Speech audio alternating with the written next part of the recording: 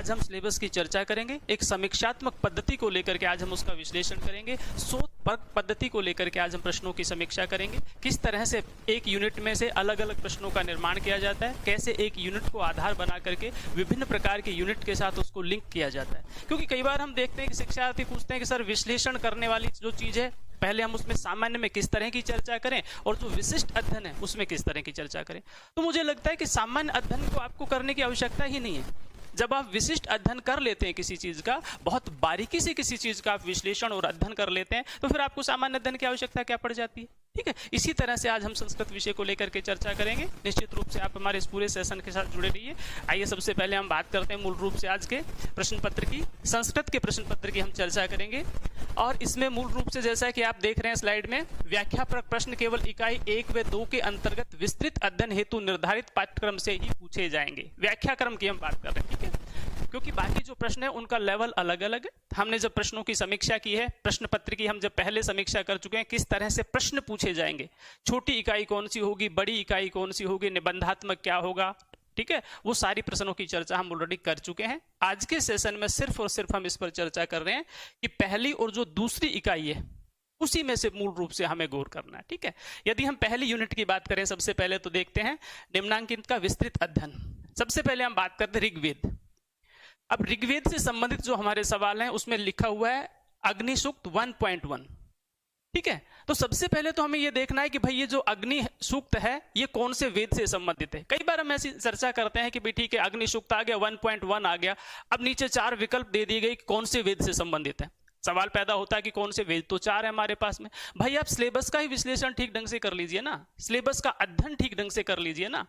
जब आप भली भांति सिलेबस को पढ़ लेंगे, बारीकी से पढ़ लेंगे, तो बहुत सी चीजों का, मैं कह रहा हूं कि 30% चीजों का, समस्याओं का समाधान तो सिलेबस में ही हो जाएगा।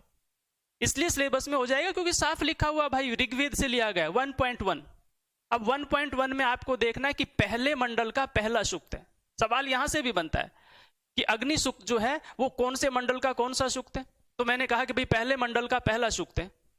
अब जब मैं ये बात कर रहा हूं कि प्रथम मंडल का प्रथम सूक्त है, पॉइंट लिया गया यहां पर प्रथम मंडल का प्रथम सूक्त है, तो आपको यह भी ध्यान रखना है कि भाई ऋग्वेद जो है वो कितने मंडलों में बटा हुआ है। नेक्स्ट क्वेश्चन आपका बनता है, क्योंकि जब आप मंडलों की चर्चा करते हैं तो आपको यह भी पता होना चाहिए कि ऋग्वेद कितने मंडलों में बटा हुआ है। जब आप मंडलों की चर्चा करेंगे ऑटोमेटिक आपके दिमाग में आएगा कि भाई ये तो 10 मंडलों में बटा हुआ है। जो जानते हैं उनकी चर्चा कर रहा हूं, क्योंकि साहित्य का शिक्षार्थी यहां तक पहुंचा है, जानता है, भली भांति जानता है। अब कई बार हम चर्चा करते हैं कि जानते हैं, उसके बाद में प्रथम मंडल की बात करते हैं, तो नेक्स्ट सवाल अपना होता है कि भाई जो अंतिम मंडल है वो कौन सा है। ऋग्वेद के प्रथम मंडल की हमने चर्चा की, तो क्या ऋग्वेद के अंतिम मंडल की हम चर्चा नहीं करेंगे। ठीक है, तो हम प्रथम मंडल में पहला देवता कौन सा है उसकी भी हम बात करेंगे। 10वें मंडल यानी अंतिम देवता कौन सा है उसकी भी हम बात करेंगे। उसके हम पॉइंट की बात करेंगे, उसके हम क्रम की बात करेंगे, हम संख्या की बात करेंगे, हम छंद की बात करेंगे, हम देवता की बात करेंगे। सवाल बनते हैं, 4 चीजें मैंने बोली है, रिपीट कर रहा हूं, दोहरा रहा हूं अपनी बात को। सबसे पहले हम उसके क्रम की चर्चा करेंगे, उससे संबंधित छंद की चर्चा करेंगे, उससे संबंधित देवता की चर्चा करेंगे, और मंडल कौन सा है इसकी हम चर्चा करेंगे। जब इन सारी चीजों को आप लेकर के चलते हैं तो मुझे नहीं लगता फिर इसमें कुछ रह जाता है। ठीक है, ये एक शोधपरक पद्धति होती है। कई बार हम चर्चा करते हैं कि शोधपरक पद्धति कौन सी होती है, विश्लेषणात्मक पद्धति कौन सी होती है, अनुसंधान परक क्या होता है, क्योंकि फिर उसके साथ हम यूनिट को लेकर के बढ़ते हैं कि कौन सी ऐसी यूनिट है जिसमें हम अनुसंधान पद्धति या खोज परक पद्धति का सहारा लेंगे। साहित्य की बात कर रहे हैं, नॉर्मल मुझे नहीं पता होता है या नहीं होता, लेकिन लिटरेचर में तो अपने ऐसा होता ही होता है। खासतौर से हम संस्कृत साहित्य की चर्चा कर रहे हैं। ठीक है, तो ये आपको विशेष रूप से देखना है। विष्णु सूक्त की बात करते हैं, इंद्र सूक्त या पुरुष सूक्त की बात करते हैं। सारे सूक्त जो है वो सामान्य रूप से चलते हैं, सारे ही जो सूक्त हैं वो सामान्य रूप से चल रहे हैं। ठीक है, क्योंकि ये तो ऋग्वेद के सूक्त है तो ऋग्वेद की हम चर्चा कर रहे हैं, कोई दिक्कत नहीं। सवाल ये होता है भाई हमारे साथ में कि जब हम पुरुष सूक्त की चर्चा कर रहे हैं, पुरुष सूक्त की चर्चा कर रहे हैं, तो पुरुष सूक्त जो है इसमें एक और भी 10-90 तो हो गया, 10वें मंडल का 90वां सूक्त तो हो गया बंधुओं, कोई फर्क नहीं पड़ता इसमें, सबको याद है। आपने कौन सा नया कर दिया भाई, 10वें मंडल का 90वां जो सूक्त है ये तो सबको याद है, आपको भी याद है, भली भांति जानते हैं आप इसमें 10वें मंडल का मतलब 90वां सूक्त है। लेकिन इसके साथ साथ क्या ये ध्यान नहीं रखना कि ये मतलब क्या प्रकृति की उत्पत्ति से संबंधित सूक्तों में इसकी गिनती की जाती है, सृष्टि प्रक्रिया से संबंधित सूक्तों में इसकी गिनती की जाती है। ठीक है, पुरुष सूक्त तो बहुत महत्वपूर्ण है।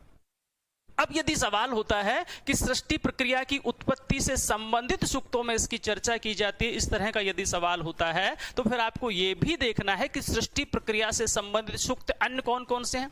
हम नास्तीय सूक्त की बात करते हैं, हम हिरण्यगर्भ सूक्त की बात करते हैं, हम पुरुष सूक्त की चर्चा करते हैं। सारे में सृष्टि की प्रक्रिया से उत्पत्ति से संबंधित सिद्धांतों की समीक्षा की गई है।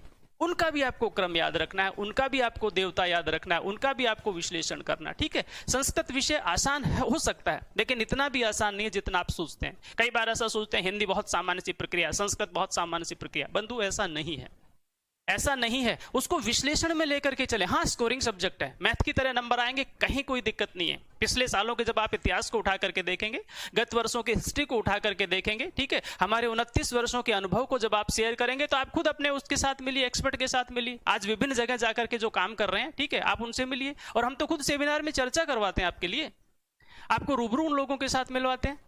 इसलिए मैं कह रहा हूं कि एक शोध परक पद्धति का ध्यान रखना आपको जरूरी है। और मैंने बताया कि सूक्त के साथ, पुरुष सूक्त के साथ साथ आपको नास्तीय सूक्त और हिरण्यगर्भ सूक्त की भी चर्चा करनी है, क्योंकि वो दोनों सूक्त भी सृष्टि की उत्पत्ति से संबंधित सूक्तों में आते हैं, उनकी गिनती होती है, उनकी चर्चा होती है। ठीक है, इसके साथ यदि हम कठोपनिषद की बात करते हैं तो हम बात करें कठोपनिषद प्रथम अध्याय। पहला जो सवाल बनता है इस तरह से, मैं केवल विश्लेषण नहीं कर रहा हूं, बल्कि एक शोधपरक पद्धति के साथ आपको शॉर्ट में बताने की कोशिश कर रहा हूं। जब हम पढ़ेंगे, जब दीर्घ में हम चर्चा करेंगे, केवल बताने की चर्चा कर रहा हूं इसमें कि भाई हम कठोपनिषद को, सबसे पहला तो सवाल आपका यही बनता है कि कौन से वेद से उद्धृत है। 4 वेदों में कठोपनिषद का संबंध किसके साथ है? भाई ऋग्वेद के साथ है, यजुर्वेद, सामवेद, अथर्ववेद, किसके साथ है? फिर जब यजुर्वेद के साथ यदि इसका संबंध है तो यजुर्वेद के भी हमने 2 पार्ट कर दिए। भाई शुक्ल यजुर्वेद है या फिर मतलब कृष्ण यजुर्वेद है। ध्यान रखना है ना आपको। सबसे बड़ी समस्या जो शिक्षार्थियों के साथ आती, मैं बता रहा हूं, आप कहीं से भी तैयार, मैं ये नहीं कह रहा कि मेरे साथ जुड़िए, मेरे कहने से आप मेरे साथ नहीं जुड़ेंगे। हाँ, अनुभव का, यदि आप मेरे 30 वर्षों के अनुभव का लाभ लेना है तो मुझसे लीजिए, अन्यथा मेरे साथ ही और बहुत है मार्केट में, कहीं से भी आप तैयारी कीजिए, लेकिन कहीं न कहीं आपको किसी एक्सपर्ट के साथ जुड़ना तो पड़ेगा। ठीक है, मार्गदर्शक तो होगा ही होगा, पथ प्रदर्शक की भूमिका में जो लोग हैं उनकी सहायता आपको लेनी ही लेनी पड़ेगी। स्वयंभू अपने आप में नहीं बनता कोई भी। ठीक है, ये तो आपको ध्यान है, विशेष रूप से मैं आपको बताने की कोशिश कर रहा हूं। ठीक है, तो मैं सिर्फ ये बताने की कोशिश कर रहा हूं कि जब हम बात कर रहे हैं यहाँ पर कठोपनिषद की, तो आपको ये ध्यान रखना है कि किस वेद से संबंधित है। लेकिन सबसे बड़ी समस्या जो शिक्षार्थियों के सामने आती है वो होती है कि भाई कठोपनिषद का प्रथम अध्याय है, तो हमने क्या किया, प्रथम अध्याय को पढ़ लिया। कठोपनिषद का प्रथम अध्याय यदि सिलेबस में लगा है तो हमने कठोपनिषद के प्रथम अध्याय को पढ़ लिया, बिल्कुल पढ़ लिया, 100% उसको हमने कवर करके रख लिया। लेकिन हमने उसकी विषय वस्तु की चर्चा नहीं की, हमने उसकी रूपरेखा कलेवर की चर्चा नहीं की, हमने उसकी भूमिका की चर्चा नहीं की। ठीक है, उसके एडिशन की चर्चा नहीं की, कौन कौन सी पुस्तकों में कौन कौन सा एडिशन आया उसकी हमने चर्चा नहीं की। और हमने कह दिया कि भाई ये तो आउट ऑफ सिलेबस था। अरे भाई, आउट ऑफ सिलेबस क्या था? आप क्या बात समझते हो? यदि प्रथम अध्याय की चर्चा कर रहे हैं तो प्रथम अध्याय की ही चर्चा करेंगे, शुरू के विश्लेषण की चर्चा हम नहीं करेंगे। आपको 4th फ्लोर में जाना है तो आप डायरेक्ट 4th फ्लोर में जाओगे, सीढ़ियों से होके नहीं जाओगे। ठीक है, कि हमें ग्राउंड फ्लोर पे क्यों बिठाया आपने, ऐसा नहीं है। सारे अध्यायों की आपको चर्चा करनी पड़ेगी, मूल विषय वस्तु की चर्चा करनी पड़ेगी, बेस को ग्रहण करना पड़ेगा, तभी तो जाकर आप प्रथम अध्याय में पहुंचेंगे। सबसे बड़ी शिक्षार्थियों की समस्या होती है कि जो सेक्शन लगा है उसी सेक्शन की हम चर्चा करेंगे। समझ रहे हैं मैं कहना क्या चाह रहा हूं? ज्यादा विश्लेषण नहीं कर रहा हूं मैं इस चीज का, विशेष रूप से आप इसको ध्यान रखने हैं। अब हम बात करते हैं कठोपनिषद के बाद श्रीमद् भागवत गीता। पहला सवाल बनता है, श्रीमद् भागवत गीता जो है वो कहां से उद्धृत है? इस लेवल पे जो शिक्षार्थी जाता है, भली भांति पता है उनको, भली भांति पता है उनको कि भाई ये महाभारत का अंश है। सवाल पैदा होता है कि महाभारत कितने अध्यायों में विभक्त है, महाभारत कितने पर्वों में विभक्त है। हम अध्यायों की चर्चा करेंगे, हम पर्वों की चर्चा करेंगे, हम श्लोकों की चर्चा करेंगे। क्यों महाभारत को सप्त सहस्त्री संहिता कह दिया? सप्त सहस्त्री, सत्य यानी 100, सहस्त्र यानी 1000, 100,000, अर्थात चूंकि महाभारत का जो परिमाण है वो 1 लाख श्लोकों का है, इसलिए महाभारत को हमने सप्त सहस्त्री संहिता कह दिया। रामायण का जो परिमाण है वो 24,000 श्लोकों का, इसलिए हमने उनको मतलब चतुर्विंशति शास्त्री कह दिया। केवल कह देने से बार नहीं पड़ेगी, इसकी पद्धति भी आपको देखनी पड़ेगी। महाभारत किस पद्धति पे लिखा गया ये आपको देखना पड़ेगा। महाभारत के कितने क्रम है, चरण कितने हैं, ये आपको देखना पड़ेगा। आपने पढ़ा होगा जय भारत और महाभारत, ठीक है, यानी पहले चरण में हम इसको जय के नाम से जानते थे, जहां श्लोकों की जो संख्या थी वो बहुत कम थी। समस्यात्मक प्रश्न छोड़ रहा हूं आपके लिए, ना मैं 8000 की चर्चा कर रहा हूं, ना मैं 8800 की चर्चा कर रहा हूं, एक समस्यात्मक प्रश्न छोड़ रहा हूं। परिमाण कितना था जय का, आपको ध्यान रखना है। फिर जब दूसरे चरण में हम भारत की चर्चा करते हैं तो उसका परिमाण जो होता है वो बढ़ जाता है, वो रामायण के बराबर हो जाता है। लेकिन जो अंतिम चरण जिसको हम महाभारत के नाम से जानते हैं वो पहुंच जाता है फिर सप्त सहस्त्री, अर्थात 1 लाख श्लोकों के आसपास पहुंच जाता है। ठीक है, तो क्यों उसको कह दिया गया, उसकी पद्धति क्या थी, वो कितने पर्वों में विभाजित है, वो कितने अध्यायों में विभाजित है। श्रीमद् भागवत जो गीता है वो कौन से अध्याय का अंश है। श्रीमद् भागवत गीता में योग से संबंधित कितनी हम चर्चा करते हैं, सांख्य से संबंधित हम कितनी चर्चा करते हैं, सांख्य और योग इन दोनों में कितना फर्क है। जब हम योग की बात करते हैं तो हम सीधे पतंजलि के पास पहुंच जाते हैं, जब हम सांख्य की बात करते हैं तो सीधे हम अलग समुदाय के पास पहुंच जाते हैं सांख्य दर्शन से। योग तो भाई द्वैतवादी दर्शन नहीं, अद्वैतवादी दर्शन है। एक के बाद एक प्रश्न निकल करके आते हैं। योग अद्वैतवादी दर्शन, उसमें तो एक ही ईश्वर परमपिता परमेश्वर की हम बात करते हैं, या फिर सृष्टि को चलाने वाली जो भी शक्ति है, वो चिड़िया ही क्यों ना हो, ठीक है, उस शक्ति की हम बात करते हैं। लेकिन जो सांख्य है वो तो द्वैतवादी दर्शन है। अब द्वैत की बात आती है तो आपको ये भी ध्यान रखना है कि ये द्वैत क्या होता है, ठीक है। इसमें एक प्रकृति है और एक पुरुष है। प्रकृति और पुरुष जब तक दोनों का संयोग नहीं होगा तब तक उत्पत्ति हो ही नहीं सकती, चाहे आप लौकिक जीवन में देख लीजिए, चाहे आप अलौकिक जीवन में देख लीजिए, ठीक है। अब इनका न्याय बताया गया कि लंगड़े और बहरे के समान, लंगड़े और अंधे के समान बताया यहाँ पर, ठीक है। लंगड़ा पहाड़ पर चढ़ नहीं सकता, अंधे को दिखाई नहीं दे सकता, लेकिन दोनों आपस में समायोजन कर लेते हैं, दोनों तालमेल कर लेते हैं आपस में, तो समस्याओं का समाधान हो जाता है। एक रास्ता दिखाएगा, ठीक है, और एक अपने कदमों से चलेगा। इसी तरह सांख्य दर्शन द्वैतवादी दर्शन है, ठीक है। कपिल मुनि जो है इसके रचनाकार हैं। कपिल मुनि ने सांख्य दर्शन में जिस द्वैतवादी तत्व का वर्णन किया, जिस प्रकृति और पुरुष का चित्रण किया, उसके सारे प्रश्नों को हमें तह तक देखना है।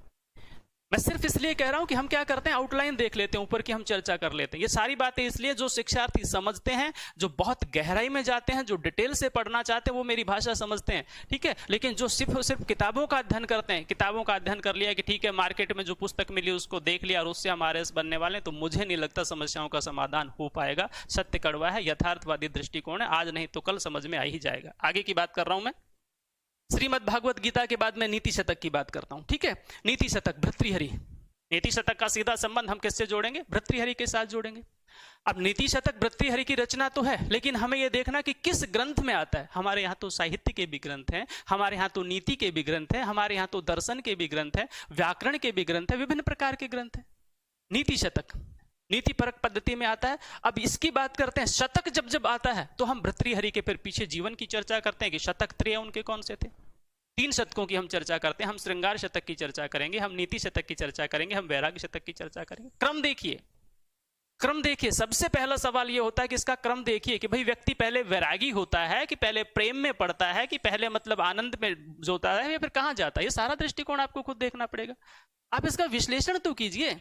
जब तक विश्लेषण नहीं करेंगे गहराई में कैसे जाएंगे बंधु, नहीं जा सकते, नहीं जा सकते। देखना ही पड़ेगा, आपको जाना ही पड़ेगा। समस्यात्मक दृष्टिकोण है, निश्चित रूप से आपको जाना पड़ेगा। तो मैं बात कर रहा हूं यहां पर नीति शतक की। ये नीति ग्रंथ है और भर्तृहरि के 3 शतकों की हम बात करते हैं। भर्तृहरि का जब नाम आता है तो इसके साथ साथ हम उनके व्याकरण ग्रंथ की भी चर्चा करते हैं, हम वाक्य पद्यम की भी चर्चा करते हैं, ठीक है। और वाक्य पद्यम किनकी रचना, भर्तृहरि की। कितने कांडों में विभक्त है हमें ये भी देखना है। ब्रह्म वाक्य प्रकीर्ण, मतलब ब्रह्म कांड है, वाक्य कांड है और प्रकीर्ण कांड है। व्याकरण का प्रश्न नहीं है, व्याकरण का प्रश्न नहीं है। बताने की कोशिश कर रहा हूं मैं आपको। कई शिक्षार्थी कहते हैं कि ये तो व्याकरण का प्रश्न है, भाई हम इसकी क्यों चर्चा करेंगे। बंधुओं, व्याकरण का प्रश्न नहीं है, भर्तृहरि का प्रश्न है। जब नीति शतक की चर्चा करते हैं तो क्या भर्तृहरि के जीवन पर सवाल नहीं पूछा जा सकता? बिल्कुल सवाल पूछा जाएगा, बिल्कुल सवाल पूछा जाएगा, ठीक है। इसलिए मैं बात कर रहा हूं बार बार में, आपको विश्लेषण करना है, आपको शोध परक पद्धति करना है, आपको अनुसंधान करना है, आपको समीक्षा करनी है, तब जाके समस्याओं का समाधान हो पाएगा। स्कोरिंग सब्जेक्ट ऐसे नहीं है। हाँ, मैं मानता हूं कि आरएस में बहुत से शिक्षार्थी जो है वो संस्कृत विषय को लेकर या हिंदी विषय को लेकर के निकल रहे हैं, लेकिन गहराई पर जाना पड़ेगा आपको। एक दिन में कुछ नहीं हो सकता। कह देने से कि हम तो 10th से संस्कृत पढ़िए, कुछ नहीं हो सकता। गहराई में उतरना ही उतरना पड़ेगा। और ये बातें जो मैं आपको बता रहा हूं आपको गौर करना ही करना पड़ेगा, ठीक है। मैं बात कर रहा हूं मनुस्मृति की। मनुस्मृति सबसे पहले जब मनुस्मृति का नामकरण आता है तो ग्रंथ का नाम ही मनुस्मृति कि भाई आचार्य मनु के द्वारा लिखी गई है। लेकिन सवाल पैदा होता है कि स्मृति ग्रंथ क्या होते हैं। हमने क्या किया कि मनुस्मृति को पूरे को रट डाला। पूरे मनुस्मृति की हमने चर्चा की है, पूरे मनुस्मृति को हमने रट डाला। परंतु बंधुओं, वो स्मृति ग्रंथ होते क्या हैं आपको ये भी तो ध्यान रखना है। स्मृति ग्रंथ क्या है, क्या आप इनकी चर्चा नहीं करेंगे, ठीक है। श्रुति ग्रंथ क्या है, क्या इनकी चर्चा नहीं करेंगे। क्यों वेदों को श्रुति कह दिया, क्यों हम स्मृति कह, भाई स्मृति पर आधारित थे। श्रुति ग्रंथ जो वेद थे वो श्रुति ग्रंथ इसलिए थे क्योंकि वो श्रुति परंपरा पर आधारित थे, सुना जाता था, लिखित प्रक्रिया नहीं थी हमारे पास उससे पहले। लिखित प्रक्रिया ही हमारे पास नहीं थी, श्रुति पर आधारित था। गुरु ने शिष्य को बताया, शिष्य ने हृदयंगम किया और आगे ट्रांसफर कर दिया उस ज्ञान को। वो श्रुति परंपरा पर आधारित थे वैदिक साहित्य जो था। ठीक है, हम उत्तर वैदिक साहित्य में आगे करेंगे, हम स्मृति ग्रंथों की चर्चा करेंगे यहाँ पर। तो ये स्मृति साहित्य के अंतर्गत आता है मनुस्मृति। ऐसे हम याज्ञवल्क्य स्मृति की चर्चा करते हैं, अन्य आचार्यों ने जिन स्मृति ग्रंथों की चर्चा की उनकी भी हम चर्चा करते हैं यहाँ पर। लेकिन ध्यान तो रखना है, अब जब दूसरे अध्याय की बात आती है तो हमें यह भी ध्यान रखना है कि टोटल कितने अध्याय हैं। कई बार हम चर्चा करते हैं दूसरा अध्याय लगा, भाई सवाल तो दूसरे अध्याय में से पूछा जाएगा। हाँ, पूछा जाएगा दूसरे अध्याय में से, लेकिन क्या उसमें कितने अध्याय क्लेवर में से नहीं पूछा जा सकता? क्या विषय वस्तु में से नहीं पूछा जा सकता? पूछा जाएगा, वहां से भी पूछा जाएगा। आपको विश्लेषण करना है, आपको तैयारी करना है, आपको ध्यान रखना है, सारी बातों का विशेष रूप से आपको ध्यान रखना है बंधुओं, तभी जाके समस्याओं का समाधान हो पाएगा। ठीक, स्वयंभू कोई नहीं होता, संपूर्ण कोई नहीं होता। छोटे छोटे टुकड़े हम इधर से ग्रहण करेंगे तभी विशाल आकार को हम धारण करेंगे। ये हिमालय पर्वत को एक दिन में इतना ऊंचा नहीं बन गया। ठीक है, वर्षों लगे होंगे, एक के बाद एक, न जाने कितने तूफान आंधी झेले होंगी, न जाने कितनी परतें इसके ऊपर जमी होंगी, तब जाके इस विशाल स्वरूप को धारण किया है। ऐसा ही हम एक दिन में अहम ब्रह्मस्मि नहीं बन जाते कि मैं ही ब्रह्म हूं, तत्वमसि नहीं बन जाते। समस्यात्मक प्रश्न छोड़ रहा हूं आपके लिए कि अहम ब्रह्मस्मि क्या है, मैं ही ब्रह्म हूं, तत्वमसि ये कौन सा सिद्धांत है, कौन सी उपनिषद की बात है? यहाँ पर समस्यात्मक प्रश्न छोड़ रहा हूं, ध्यान रखना आपके लिए। मैं सारी बातें मनुस्मृति की आपको बता दी। इस तरह से मतलब हम क्या है, मूल रूप से इसका विश्लेषण करते हैं। मूल रूप से इसका विश्लेषण करके तभी जाके समस्याओं का समाधान हो पाएगा। आइए हम नेक्स्ट क्वेश्चन की बात करते हैं। दूसरी इकाई, निम्नांकित का विस्तृत अध्ययन। अब सबसे पहले, मैंने पहले भी बताया इस आज के सेशन की शुरुआत में और उसके बाद में मैं आपको बताने की कोशिश कर रहा हूं बंधुओं, एक लिखा हुआ है निम्नांकित का विस्तृत अध्ययन। ठीक है, ये विस्तृत अध्ययन लिखा हुआ निम्नांकित का। दूसरी इकाई में, आगे की इकाई में लिख रहा है, चौथी इकाई में निम्नांकित का सामान्य अध्ययन। आप देखिए, विस्तृत अध्ययन और सामान्य अध्ययन आपके लिए दो इकाई है। आपके लिए ये दो इकाई है, मेरे लिए वो एक ही इकाई है, पढ़ने वाले के लिए वो एक ही इकाई है, पढ़ाने वाले के लिए वो एक ही इकाई है। दो इकाई कहां से होगी भाई बंधु, कहां से होगी? आप जब किसी चीज का विस्तृत अध्ययन, आपने कुमार संभव, रघुवंश, क्रातार्जुन, अभिज्ञान, कादंबरी सबका विस्तृत अध्ययन कर लिया, तो सामान्य अध्ययन कहां रह गया भाई? विस्तृत अध्ययन आपने कर लिया तो सामान्य अध्ययन रह कहां गया? सामान्य और विस्तृत तो एक ही चीज है यहाँ पर। कहां इस चीज का विश्लेषण आपने कर लिया, सब कुछ आपने पढ़ लिया, तो सामान्य तो ऑटोमेटिक क्लियर ही हो गया ना। तो इकाई की अलग अलग चर्चा मत कीजिए कि आज मैं तीसरी इकाई का अध्ययन करना और कल हमें चौथी इकाई का अध्ययन करना। नहीं, एक ही दिन तीसरी इकाई का अध्ययन या दूसरी इकाई का विश्लेषण अध्ययन करना, ये सब चीजें अपने आप ही क्लियर होती चली जाएगी। विस्तृत जो अध्ययन होता है उसमें बहुत डीपली हम अध्ययन करते हैं, एक एक चीज को हम बारीकी से यानी बाल की खाल निकालने की कोशिश करते हैं। सामान्य अध्ययन तो मोटी मोटी चीजें होती है, रचनाकार कौन है, रस कौन सा है, छंद कौन सा, अलंकार कौन सा है, परिमाण क्या है, स्वरूप क्या है, विषय वस्तु क्या है, इसमें दोनों में इतना ही सा तो फर्क है। तो जब आप उस चीज का विशिष्ट अध्ययन कर चुके बंधुओं, तो फिर सामान्य अध्ययन करने की जरूरत कहां आपको? मेरे विचार से कोई जरूरत नहीं है आपको किसी भी प्रकार की। एक ही चीज का विशेष रूप से आपको ध्यान रखना है कि न विशिष्ट का अध्ययन न सामान्य का, आपको केवल और केवल एक चीज का अध्ययन करना है, इस पर विशेष रूप से आपको ध्यान देना है। समझ में आ गई मेरी बात? मैं सिर्फ आपको यही बताने की कोशिश कर रहा हूं। ठीक है, अब मैं कहना चाह रहा हूं कि आज के अध्ययन की हमने चर्चा की यहाँ पर कुमार संभव, पहले भी मैं बोल चुका हूं, कालिदास की रचना सारी दुनिया को पता है। कुमार में कौन कुमार है? कार्तिकेय, आपको ध्यान रखना है। संभव का मतलब जन्म होता है, कार्तिकेय की जन्म को प्रधान घटना बनाया, आपको ध्यान रखना है। कई बार हम 100% उसका विश्लेषण कर देते हैं, 100% तैयारी कर लेते हैं। सवाल पैदा होता है कि कुमार संभव में कुमार कौन था, ये संभव क्या है? समझ में तो आया नहीं कि यार ये तो बताया नहीं किसी ने। अरे भाई, कुमार की उत्पत्ति है, कौन से कुमार की उत्पत्ति है? कार्तिकेय की उत्पत्ति है। कार्तिकेय कौन है? फिर शिव के परिवार के साथ संबंध जोड़ेंगे। फिर कौन से काल में प्रारंभ होता है, वहां की चर्चा करेंगे। कौन से पर्वत से स्थिति का प्रारंभ होती है, वहां की हम चर्चा करेंगे। उसके विश्लेषण में आगे बढ़ते चले जाएंगे। बात करते हैं 5वें सर्ग की। अब 5वें सर्ग में क्या है, पंचम सर्ग में क्या है, सब कुछ रट डाला शिक्षार्थी ने, लेकिन कुल कितने सर्ग थे ये तो गौर ही नहीं किया। और यदि गौर किया तो बहुत अच्छी बात है, यदि गौर किया तो बहुत अच्छी बात है, और यदि गौर नहीं किया तो करना चाहिए आपको, क्योंकि पंचम सर्ग से समस्याओं का समाधान नहीं हो सकता, भला होने वाला नहीं है। विश्लेषण तो प्रारंभिक पद्धति के साथ करना ही करना पड़ेगा, आपको 100% करना पड़ेगा, तब जाके समस्याओं का समाधान हो पाएगा। बार बार एक चीज को नहीं दोहरा रहा हूं, एक बार मैंने जिसको बताया मतलब बताया, उस पर आपको गौर करना ही करना है। सारी चीजों में यही ध्यान रखना है। यदि रघुवंश कालिदास की रचना है और 13वें सर्ग की हम चर्चा करते हैं, तो सारे सर्गों की समीक्षा करनी है, सारे सर्गों की कहानी निकालनी है, क्योंकि 13वें सर्ग में जो 4 कैरेक्टर हैं आप उनको लेकर के बैठ जाते हो। 13वें सर्ग में जो 4 कैरेक्टर हैं, 4 पात्र हैं, आप उनको लेकर के बैठ जाते हो, लेकिन आपने ये तो नहीं देखा कि 12 सर्ग जो शुरू के 12 सर्ग थे उसमें कितने कैरेक्टर चले गए, कितने पात्र चले गए। क्या वो नहीं है? क्या उनका समाधान आपको नहीं करना है? उनका भी करना है बंधुओं, इसलिए सब चीजों को आपको साथ लेकर के चलना है। ठीक है, मैं बार बार कह रहा हूं कि भूमिका बहुत बड़ी चीज है। नींव बहुत बड़ी चीज है। जब तक भूमिका का विश्लेषण नहीं करेंगे, नींव का विश्लेषण नहीं करेंगे, समस्या का समाधान नहीं हो सकता। केवल 13वां सर्ग आपका भला नहीं कर सकता, कुमार संभव का केवल 5वां सर्ग आपका भला नहीं कर सकता। आपको सारे सर्गों की समीक्षा आउटलाइन करनी ही करनी पड़ेगी। हाँ, विश्लेषण करने की यदि चर्चा है तो फिर आप उसमें पूरा करिए, उसमें कोई दिक्कत नहीं। ये सभी पर लागू होता है, ये जो नियम है ये सभी पर लागू होता है। मैं केवल बात कर रहा हूं क्रातार जो नियम की बात है, अभिज्ञान शाकुंतल की बात है, कादंबरी की बात है, ये नियम सब पर लागू होता है। ठीक है, यदि हम क्रातार्जुनियम की बात करें तो प्रथम सर्ग को लीजिए, आप क्रात को देखेंगे, आप अर्जुन को देखेंगे, कौन सा युद्ध दोनों के बीच में होता है उसकी हम चर्चा करेंगे, किस अस्त्र के लिए होता है उसकी हम चर्चा करेंगे, कौन से देवता का वर्णन है उसकी हम चर्चा करेंगे, पात्र कौन कौन से, कैरेक्टर कौन कौन से थे उसकी हम चर्चा करेंगे। लेकिन उसके साथ केवल प्रथम सर्ग की ही चर्चा नहीं करेंगे, कंप्लीट भूमिका और विषय वस्तु की चर्चा करेंगे। उसमें जो विषय वस्तु निकल के आती है वो पूरी कहानी का दृष्टिकोण बनाती है, पूरे कलेवर का विश्लेषण करती है, पूरी विषय वस्तु का विश्लेषण करती है। इसलिए 50% चीजों का समाधान तो पहले ही बेस में ही हो जाता है। और हम यही सबसे बड़ी गलती करते हैं। पहुंच गए हम यहां पर, ठीक है, लेकिन यहां तक पहुंचने का मतलब क्या, ग्रेजुएशन ही तो किया है, और ग्रेजुएशन करने के बाद इतना बड़ा अनुभव तो नहीं आता, इतना अनुभव तो नहीं आया ग्रेजुएशन करने के बाद, मतलब क्या हुआ, और डायरेक्ट हम उसमें बैठ गए, आरएस में बैठ गए। ठीक है, जब तक आप सामना नहीं करेंगे समस्याओं का तो अनुभव कैसे हो पाएगा। इसलिए या तो किसी अनुभवी व्यक्ति के साथ जुड़िए या किसी की बात मानिए, स्वयंभू अपने आप बनने की कोशिश मत कीजिए। मैं बार बार यही कहता हूं, कड़वा हो सकता है कथन, कोई फर्क नहीं पड़ता, मैं बार बार कहता हूं, आज नहीं तो कल परिस्थितियां सब समझा देती है, मनोविज्ञान का सिद्धांत है। आगे मैं बात कर रहा हूं, अब अभिज्ञान शाकुंतल की बात करते हैं, सुकनास की बात करते हैं, कादंबरी की। अब कादंबरी मूल रूप से 2 भागों में बटी है। बाणभट्ट की जो कादंबरी है 2 भागों में हम इसकी चर्चा करते हैं, हम कथामुख भाग की भी चर्चा करते हैं और हम सुकनास उपदेश की भी चर्चा करते हैं। तो कई बार शिक्षार्थी के दिमाग में होता है कि कादंबरी का जो सुकनास उपदेश हम पढ़ लेते हैं, ठीक है, और उसका जो कथामुख भाग है उसको हम छोड़ देते हैं। बंधुओं, कादंबरी का सुकनास उपदेश बाद की चीज है। कथामुख में कंप्लीट जो चित्रण कहानी बनती है 3 जन्मों की, वो तो कथामुख भाग में ही बन लेती है। जितने सवाल बनते हैं उसमें से 80% सवाल जो प्रश्न है वो तो कथामुख भाग में से बन लेते हैं। आप जो सुकनास उपदेश का अध्ययन कर रहे हैं उसमें तो केवल सुकनास का उपदेश है।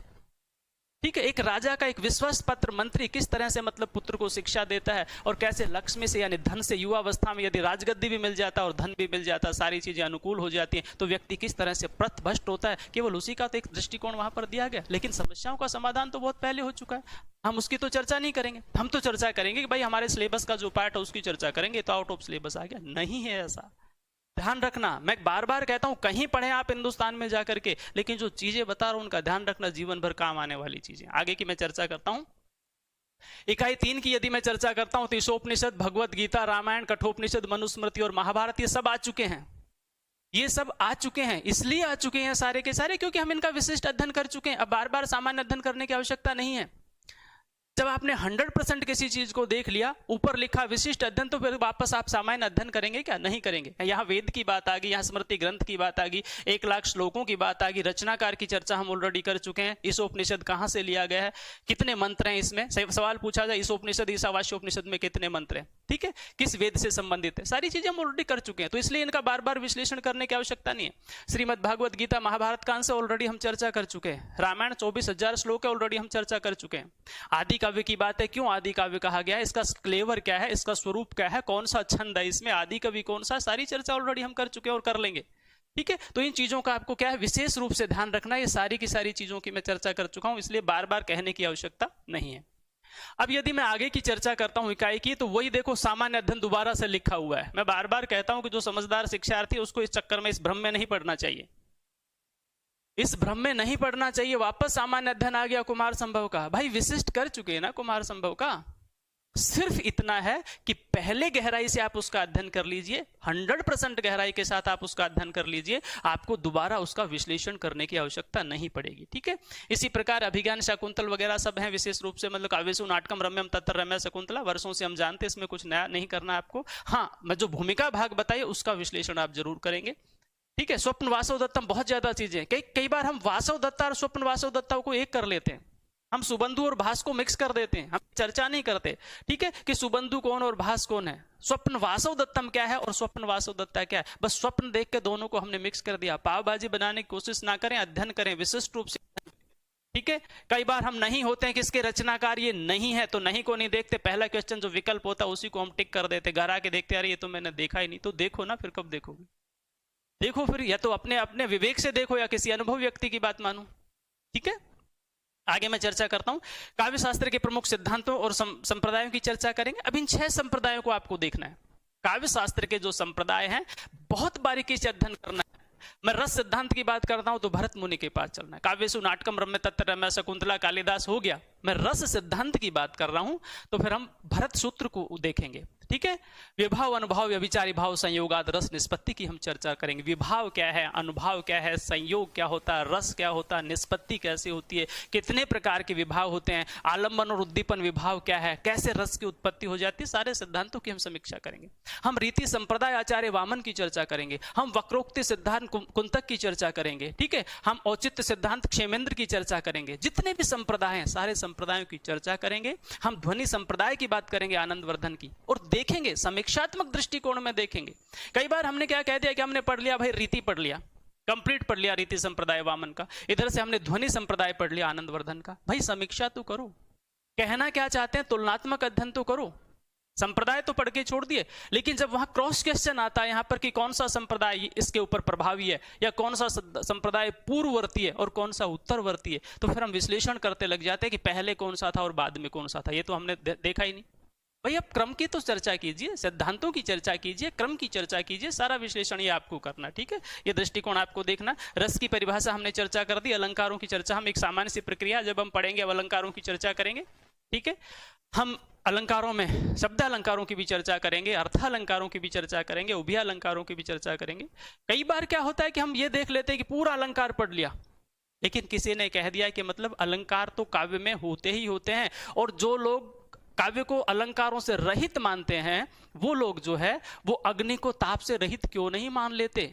जब इस सिद्धांत की समीक्षा करते हैं तब विचार करते हैं अरे ये कोटेशंस किसने कही तो थी, लेकिन ये कोटेशन किसने कही थी इसके बारे में तो हम चर्चा ही नहीं कर सकते। ठीक है, एक विशेष दृष्टिकोण आपके साथ, इसको भी आपको देखना है। एक विशेष दृष्टिकोण निश्चित रूप से आपको देखना, तो ये सारा सिद्धांत आपको देखना। आगे की मैं चर्चा कर रहा हूं यहां पर अलंकारों के बाद में, यदि हम सारे अलंकारों की चर्चा कर लेंगे कोई नया विषय नहीं है। ठीक है, अगले पेपर की, सेकंड पेपर की यदि हम बात करते हैं तो देख रहे हैं संस्कृत साहित्य और महाकाव्य का स्वरूप। संस्कृत साहित्य का अध्ययन करना है। अब हम बात कर रहे हैं संस्कृत साहित्य के अध्ययन की। साहित्य अलग चीज है, संस्कृत अलग चीज है। हम लिटरेचर की बात करेंगे, हम व्याकरण की बात करेंगे, हम दर्शन की बात करेंगे, फिलोसफी की बात करेंगे, तो इसमें मूल रूप से कौन से साहित्य को लेना है, महाकाव्य क्या होता है, खंड काव्य क्या होता है, मुक्तक काव्य क्या होता है, सबको लेकर के चलेंगे, सबको ही लेकर के चलेंगे। हम केवल एक हमने सिलेबस में लिख दिया, यहां पर देखिए सिलेबस में साफ लिखा हुआ कि महाकाव्य का स्वरूप, उद्भव और विकास। हमने पूरे महाकाव्य को रट डाला, कंप्लीट हो गया कि महाकाव्य ये होता है, महाकाव्य का कलेवर इतना बड़ा होता है, इसका नायक राजा होता है या कोई मतलब देवता होता है, अधिकतम इतने मतलब इसमें सर्ग होते हैं, न्यूनतम इसमें इतने सर्ग होते हैं, रस ये होता है, छंद ये होता है, अलंकार ये होता है। लेकिन जब सवाल पूछा गया कि महाकाव्य जो होता है और खंड काव्य में कितना फर्क होता है, तो बात करेंगे भाई खंड काव्य तो हमारे सिलेबस का ही पार्ट नहीं था। अरे भाई खंड काव्य आपका सिलेबस का पार्ट नहीं था, लेकिन महाकाव्य के स्वरूप को निर्धारित करने के लिए क्या आप खंड काव्य नहीं पढ़ेंगे? महाकाव्य के काव्य के स्वरूप का निर्धारण करने के लिए एक आप मुक्तक काव्य की चर्चा नहीं करेंगे? बार बार मैं एक चीज पे दोहरा दे रहा हूं, एक चीज पर बल दे रहा हूं, इसलिए दे रहा हूं कि जो सिलेबस लिखा होता है वो उसको आधार बना के पीछे बहुत कुछ पर्दे के पीछे चलता है। जो 3 घंटे की फिल्म होती है उसके पीछे वर्षों लोग काम करते हैं, पता नहीं कितने टीम होती है। आप 4 कलाकारों को देख करके फिल्म के निर्धारण कर देते हैं, लेकिन कितने लोगों ने उसके पीछे काम किया वो भी देखना होता है। इसी प्रकार एक महाकाव्य सिर्फ आपने एक छोटी सी हेडिंग को देख लिया, लेकिन उसकी समीक्षा आपको मुक्तक के साथ भी करनी है, उसकी समीक्षा आपको खंड काव्य के साथ भी करनी है। आपको देखना है कि मुक्तक शैली क्या होती है, जीवन के किसी एक खंड का चित्रण किया जाता है तो खंड काव्य क्या होता है, तब आप महाकाव्य के स्वरूप की चर्चा कर पाएंगे। विद्वानों ने कहा है किसी रेखा के साथ जब तक दूसरी रेखा नहीं खींचेंगे तो कैसे पता चलेगा कि पहले वाली छोटी एक बड़ी है। जब उसके साथ दूसरी रेखा पैरेलल खींचेंगे तभी उसका समाधान कर पाएंगे। ठीक इसी प्रकार महाकाव्य का निर्धारण करने के लिए, महाकाव्य का विश्लेषण करने के लिए आपको मुक्तक और दो उसके साथ में खंड, सारी परंपरा का निर्धारण करना पड़ेगा। विकास की दृष्टि से अश्वघोष, कालिदास, भारवी, माघ वगैरह जो है कंप्लीट चित्रण जो है इन रचनाकारों का आपको लेना है।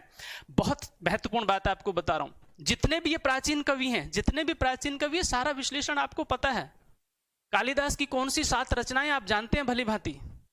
ठीक है, बाकी लोगों की कौन सी रचनाएं आप जानते हैं? विशाख दत्त के नाटक को आप जानते हैं, काव्यसु नाटकम रम्यम तत्र रम्य शकुंतला आपने पढ़ रखा है, बाण भट्ट के बारे में, गद्य के बारे में जानते हैं, सब कुछ आपने रट रखा है, ठीक है, शिवराज विजय के बारे में आपने सब कुछ रट लिया। परंतु जो नवीन लोग हैं, हालांकि अंबिकादित्य व्यास जो है नवीन परंपरा में आते हैं, लेकिन जो नवीन लोग हैं इनका विश्लेषण बहुत करना है। इसके साथ साथ मैं बता रहा हूं कि ये जितनी भी चीजें हैं सारी आपके लिए सही, ऑलरेडी आप ऑलरेडी जानते हैं उन सारी की सारी चीजों को, लेकिन इसके साथ जो नवीन पद्धति के लोग हैं, इसके साथ जो नवीन पद्धति के लोग हैं उनके बारे में भी आपको विशेष रूप से ध्यान रखना है। इसके बारे में विशेष रूप से मैं बता रहा हूं आपको।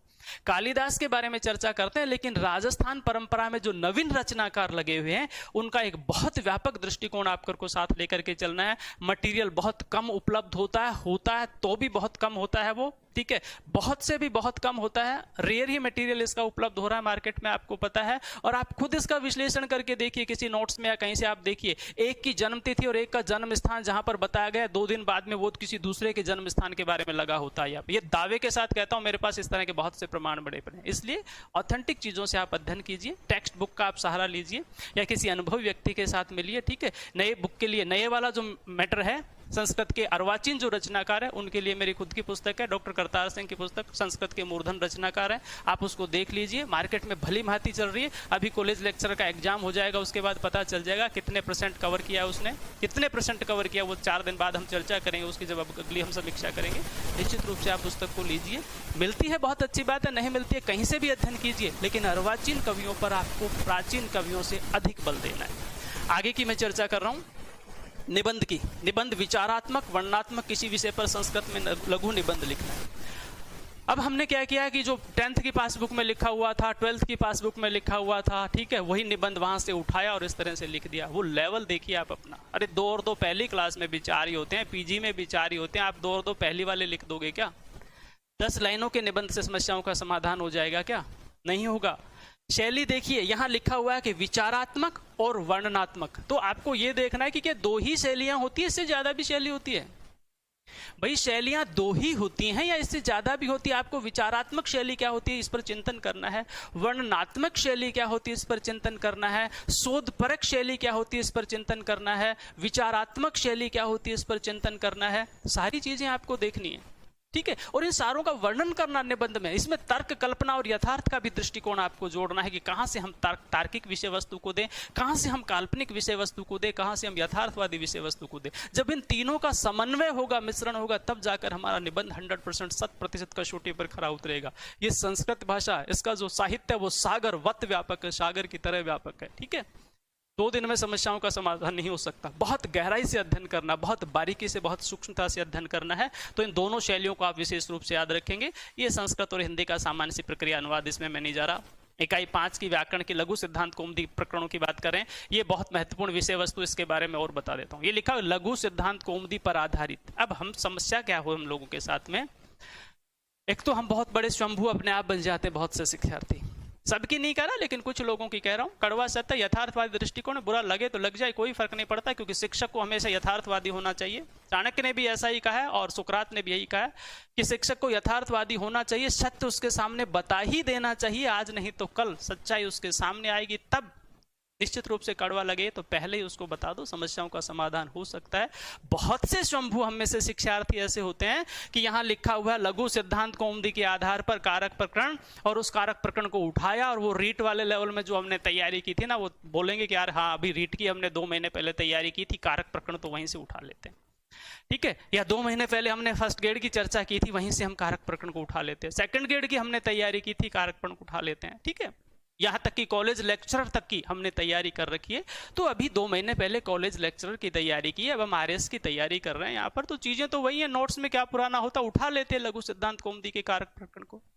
लेकिन आपको यह ध्यान रखना चाहिए कि कारक प्रकरण जो है वो अलग अलग चीजों में लेकर के बड़ा वेरिएशन आ जाता है, उसमें भिन्नता आ जाती है विभिन्न प्रकार से, ठीक है। कई बार हम लघु सिद्धांत कौमुदी को आधार बनाकर कारक प्रकरण की चर्चा करते हैं, कई बार हम मध्य सिद्धांत कौमुदी को आधार बनाकर कारक प्रकरण की चर्चा करते हैं, और कई बार हम सिद्धांत कौमुदी को आधार बनाकर कारक प्रकरण की चर्चा करते हैं, ठीक है।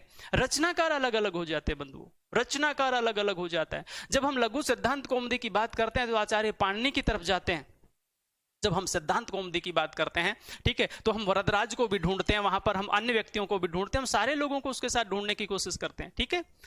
कंप्लीट सारे लोगों को उसके साथ ढूंढने की कोशिश करते हैं, तो इसके साथ में निश्चित रूप से समस्याओं का समाधान यह होगा कि आपको केवल ये लघु सिद्धांत कौमुदी वाला ही सेक्शन देखना है। कई बार हम मध्य सिद्धांत कौमुदी के सेक्शन को भी उसके साथ ऐड कर देते हैं, सिद्धांत कौमुदी के सेक्शन को भी उसके साथ ऐड कर देते हैं। सारी चीजें आपको देखनी है, ठीक है। क्योंकि रचनाकार सिद्धांत कौमुदी को आधार बनाकर तो शिष्य वरदराज ने फिर लघु सिद्धांत कौमुदी की रचना की, तो दोनों को हम मिक्स कैसे कर सकते हैं। लेकिन समस्या हमारी है कि अभी हमने रीट में पढ़ा तो हम इसमें भी पढ़ लेंगे, भाई नहीं चलेगा, नहीं चलेगा, वो लेवल नहीं चलेगा। विशेष रूप से आपको ध्यान रखना, ठीक है। और उसके बाद ये संधि कृदंत वगैरह ये मैंने आपको समझा दिए, व्याकरण का पार्ट है, इसमें बहुत ज्यादा बताने की आवश्यकता नहीं है। आज निश्चित रूप से मैं आपको यही बताने की कोशिश कर रहा हूं कि आज की मेरी जो विषय वस्तु थी, केवल और केवल मैंने आपको समझाने की कोशिश की है कि आज का अपना जो पेपर का विश्लेषण था किस ढंग से होना चाहिए, पुराने पैटर्न को किस ढंग से हम कवर करेंगे, नए पैटर्न को किस ढंग से हम कवर करेंगे।